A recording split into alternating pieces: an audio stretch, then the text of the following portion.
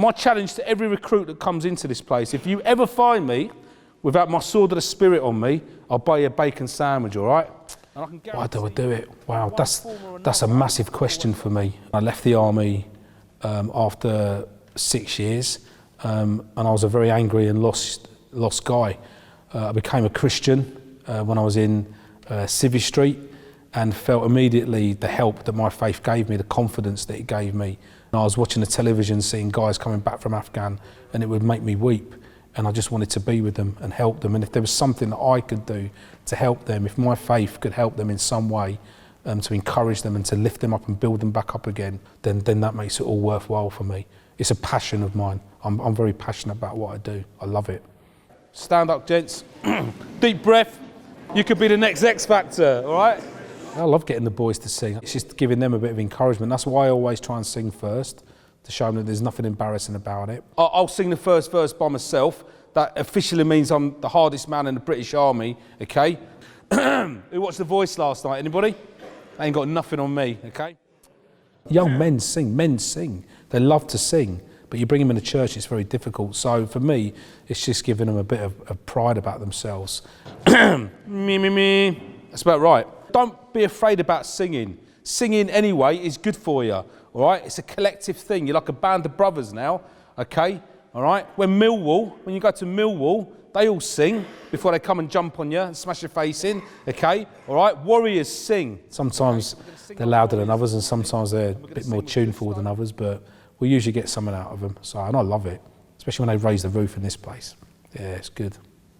Yeah. After 2 then. 1, 2. Mine eyes have seen the glory of the coming of the Lord. So the scripture reader of 2016, first and foremost for the British Army, is a key part of the moral component of fighting power. So we're there to help with morality, with pastoral care, with spiritual support if lads want it, with welfare.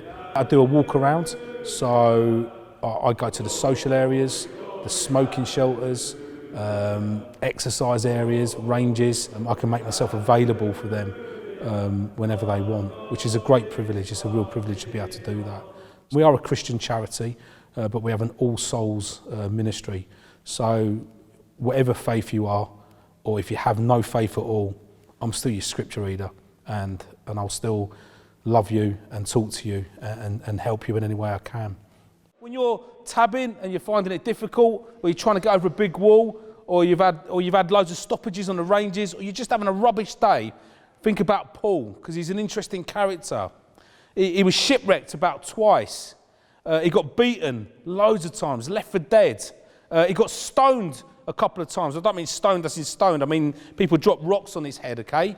I don't think I'm a softy sort of guy. I think I'm a man's man. And I think I get along with the guys really well. And I've been a soldier, and I've been other things as well. And I'm able to relate that to the lads.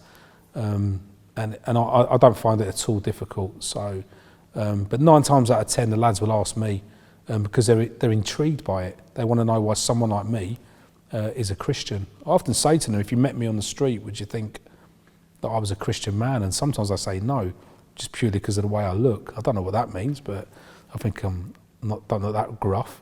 I absolutely love survival. I love Bear Grylls, all right? He's a bit wild, but I really love him.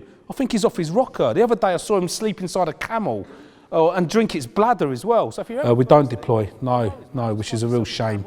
I think it was Herrick 15. I'd assisted on a lot of the pre-deployment training, and then had to wave my mates, if you like, off. And actually it made me quite depressed. Yeah, I find it hard not deploying, if I'm honest with you. So. But that's the calling I've got, so I have to put up with that. There's only 13 scripture readers full-time at the minute, where after the Second World War, I think it was about 98. For me, that's just a sign of the times. But I think the 13 of us that there are do an amazing job and get to filter into all sorts of ways of military life. So I don't worry. To be honest with you, I try not to worry about things like that. I let God worry about those sort of things. Songs of praises,